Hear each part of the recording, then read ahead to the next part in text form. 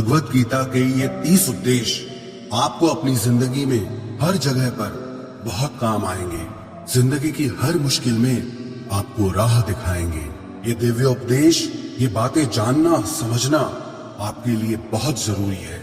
इसीलिए इन 30 उपदेशों को आप आखिर तक जरूर सुने। गीता का सबसे पहला उपदेश यह है कि आपके सारे दुखों का कारण किसी को अपना मानना है।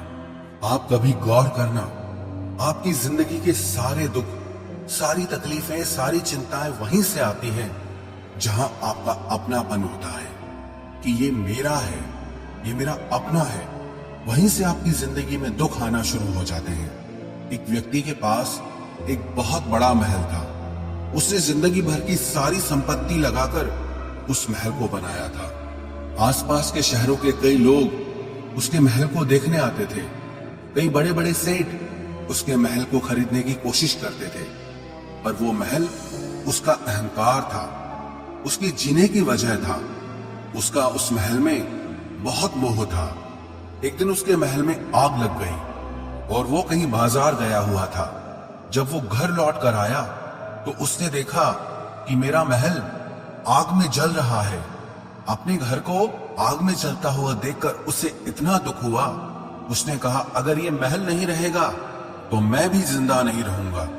अगर मेरा महल ही जल रहा है तो मैं जी के क्या करूंगा। वो भी उसी आग में छलांग लगाने की कोशिश करने लगा तो किसी ने उसे रोक लिया कि भाई, ये जो तुम्हारा महल है, इस महल का सौदा कल तुम्हारे बेटे ने किसी के साथ कर लिया है। जब उसे पता चला कि ये महल अब मेरा नहीं रहा, किसी और का हो चुका है, तो उसकी सारी चिंता खत्म हो गई। जैसे और लोग उस जलते हुए महल को देखकर तमाशा देख रहे थे, वैसे ये भी खड़ा हो गया। इतनी ही देर में उसका बेटा आया। वो अपने बेटे को देखकर बहुत प्रसन्न हुआ। उसे आशीर्वाद देने लगा कि तेरे जैसा बेटा तो बहुत भाग्यों से मिलता है। तूने तो मेरी जिंदगी बचा ली। आज इस घर में आग लगी है और तूने कल ही इसका सौदा कर दिया। वो अपने पिताजी से कहने लगा कि पिताजी, मैं इस महल के सौदे के लिए बात तो करने गया था, पर सौदा अभी पक्का हुआ नहीं है। जब उसके पिता ने यह सुना कि अभी इस महल का सौदा हुआ नहीं है, तो वो फिर फूट फूट के रोने लगा, फिर अपनी छाती पीटने लगा। महल वही है, इंसान वही है, लेकिन जब महल मेरा है तब वो दुख भी देता है, खुशी भी देता है। लेकिन जब वो मेरा नहीं है, उससे मेरा कोई रिश्ता नहीं है, तो सारे दुख ही खत्म हो जाते हैं। ऐसे ही जिंदगी में जब किसी जगह को, किसी इंसान को, किसी रिश्ते को, किसी काम को हम अपना मान लेते हैं, मेरा मान लेते हैं, तो वहीं से ही सारे दुखों की शुरुआत होती है, वहीं से हर तकलीफ की शुरुआत होती है। तो श्रीमद् भगवत गीता का पहला उपदेश यही है कि आप जैसे ही किसी को अपनी जिंदगी जीने की वजह मान लेते हो कि इसके बिना तो मैं जी ही नहीं सकता, तो वो चीज, वो इंसान, वो काम आपको बहुत दुख देता है। गीता का दूसरा उपदेश ये है कि अवश्यमेव भोक्तव्यम कृतं कर्म शुभाशुभम, कि आपने कोई भी कर्म किया हो उसका फल आपको जरूर भोगना पड़ेगा। अगर आपने अच्छे कर्म किए हैं तो जाने अनजाने किसी मुश्किल वक्त में आपको वो आपके अच्छे कर्म उस मुश्किल वक्त से बचा लेंगे। अगर आपने गलत कर्म किए हैं, पाप किया है, तो उसकी सजा भी आपको जरूर मिलेगी। वो इंसान कितना ही छुप कर कर्म करे, चाहे वो कितना ही चालाकी से कर्म करे, लेकिन कहते हैं कि उस परमात्मा के, ईश्वर के चारों तरफ कैमरे लगे हुए हैं। हमारे एक एक कर्म पर वो प्रकृति, वो परमात्मा अपनी दृष्टि बनाए रखते हैं। हमारे एक एक कर्म का हिसाब होता है। एक गांव में दो मित्र रहते थे। उन दोनों ने विचार किया कि इस गांव में हम धन नहीं कमा पा रहे। वो दोनों धन कमाने के लिए शहर में चले गए। कुछ वर्ष वहां रहकर उन्होंने काफी धन कमाया। फिर सोचा कि अब हम अपने घर वापस चलते हैं। पर्याप्त मात्रा में हमने धन कमा लिया है। उस समय पे यातायात की इतनी सुविधाएं नहीं होती थी। वो अपने बैलों पर ही यात्रा कर रहे थे। चलते चलते मार्ग में रात हो गई तो उन्होंने विचार किया, आज रात हम यहीं विश्राम करते हैं। एक मित्र ने कहा कि मैं यहाँ पर रहकर धन की रक्षा करता हूँ, तुम बाजार जाकर भोजन की व्यवस्था कर लो। जब वो मित्र बाजार गया तो उसके मन में पाप आ गया। उसने कहा, इतना पैसा हमने कमाया है, अगर मैं इसको यही जंगल में मार दूं तो सारा पैसा मेरा हो जाएगा, नहीं तो मुझे इसका आधा धन इसको देना पड़ेगा। मन में ये खोट आने पर उसने अपने मित्र के खाने में जहर मिला दिया, और जब वो खाना लेकर के अपने मित्र के पास गया, उसका मित्र वो जहर वाला खाना खाकर वहीं पर उसकी मृत्यु हो गई। वो व्यक्ति सारा धन लेकर के अपने घर वापस आ गया। फिर उसके घर में एक पुत्र ने जन्म लिया। जब उसका बेटा पैदा हुआ तो वो बहुत बीमार रहता था। उसने अपने जीवन में जो कुछ भी धन कमाया था, उसका वो सारा धन अपने बेटे के इलाज में ही खत्म हो गया। बेटा बड़ा होता गया और उसका धन नष्ट होता गया। जब उसका बेटा थोड़ा बड़ा हो गया तो उसके पिता ने पूछा कि बेटा, तू इतना बीमार क्यों रहता है, तू ठीक क्यों नहीं होता? मैंने अपनी जिंदगी का सब कुछ तुझ पे लगा दिया, पर फिर भी तेरी तबीयत ठीक नहीं रहती। तो उसके बेटे ने बोला, कौन सा बेटा और कौन सा पिता? मैं तेरा वही मित्र हूं जिसको तूने जंगल में जहर देके मार दिया था, लेकिन मैं अपना वही हिसाब पूरा करने के लिए तेरे पुत्र के रूप में तेरे घर में आया हूं। अब मेरा तेरा हिसाब बराबर और मेरा जीवन अब यही समाप्त होता है। तो गीता का उपदेश हमें यही सिखाता है, कोई अपने आप को कितना भी चालबाज समझता हो, होशियार समझता हो, लेकिन अगर उसने गलत कर्म किया है, चाहे आज नहीं तो कल उसे उसका फल भोगना ही पड़ेगा। कोई भी व्यक्ति अपने किए हुए कर्म से बिना उसको भोगे कभी छूट नहीं सकता। गीता का तीसरा उपदेश यह है कि आज में जियो, कल की चिंता करना छोड़ दो। जो भी व्यक्ति अपने बीते हुए कल या अपने आने वाले कल में खोया रहता है, वो जिंदगी में कभी खुश नहीं रह सकता। आपको जिंदगी में खुशी सिर्फ और सिर्फ तब मिल सकती है जब आप वर्तमान में जी सके, आज के आनंद को जी सके।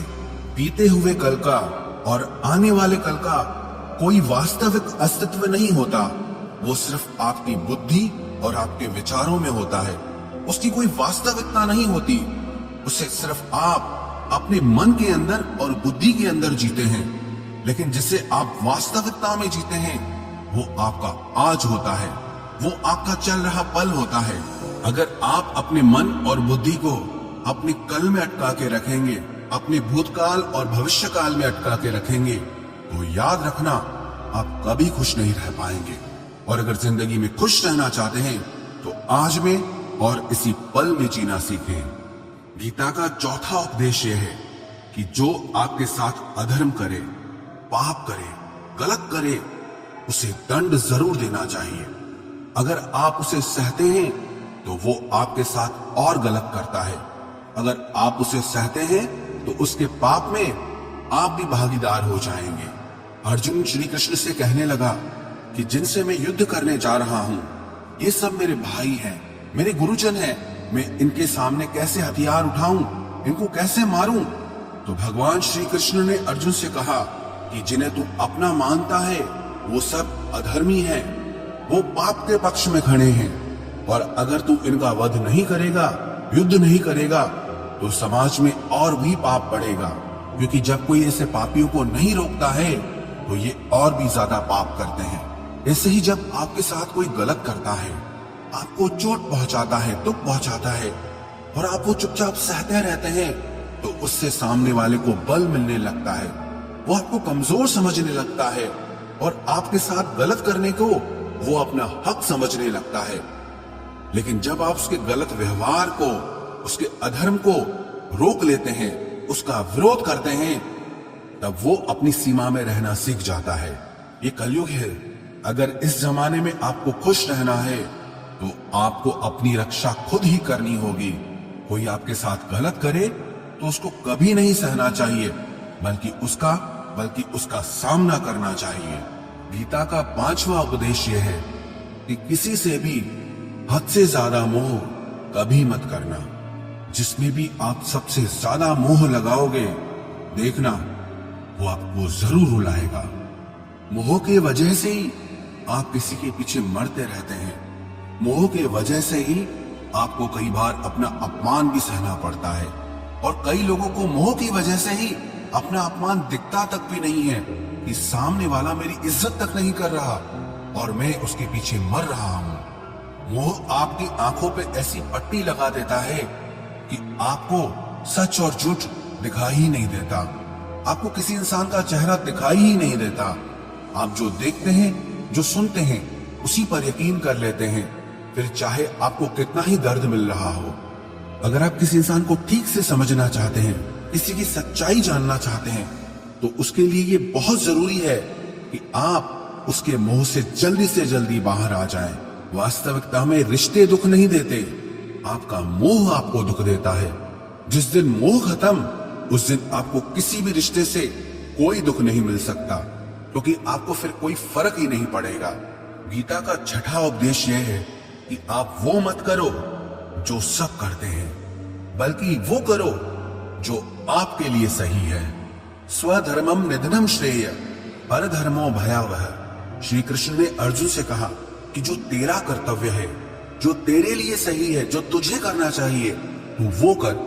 तू कभी भी वो काम मत कर जो दुनिया कर रही है, क्योंकि अर्जुन श्री कृष्ण से कहने लगा कि ऐसे भयंकर युद्ध में पड़ने से अच्छा है कि मैं सन्यासी बन जाऊं।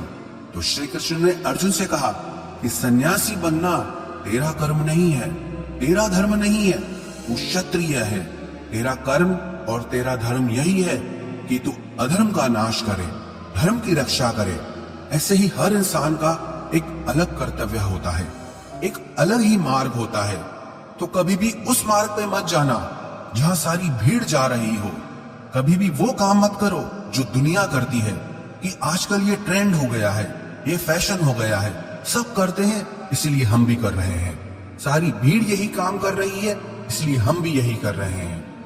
अगर आप वो करोगे जो भीड़ कर रही है, तो आप भी उसी भीड़ में कहीं खो जाओगे। लेकिन अगर आप वो करोगे जो आपके लिए सही है, जो आपकी प्रतिभा है, तो दुनिया की सारी भीड़ में भी आप सबसे अलग नजर आओगे। गीता का सातवां उपदेश यह है कि जिंदगी में धोखा अपने ही देते हैं, क्योंकि उनको आपकी कमजोरियों का पता होता है। बाहर वाला आपको धोखा नहीं दे सकता, क्योंकि उसको आपके बारे में पता ही नहीं है कि आपको चोट कहां पहुंचती है। लेकिन जो आपका अपना है, आपका खास है, उससे बहुत गहराई से पता होता है कि इसकी कमजोरी क्या है, क्या ऐसा करें जिससे इसको दर्द पहुंच सकता है, जिससे इसको हम नीचा दिखा सकते हैं, इसको चोट पहुंचा सकते हैं। ये कलयुग है, इसमें बाहर वालों से नहीं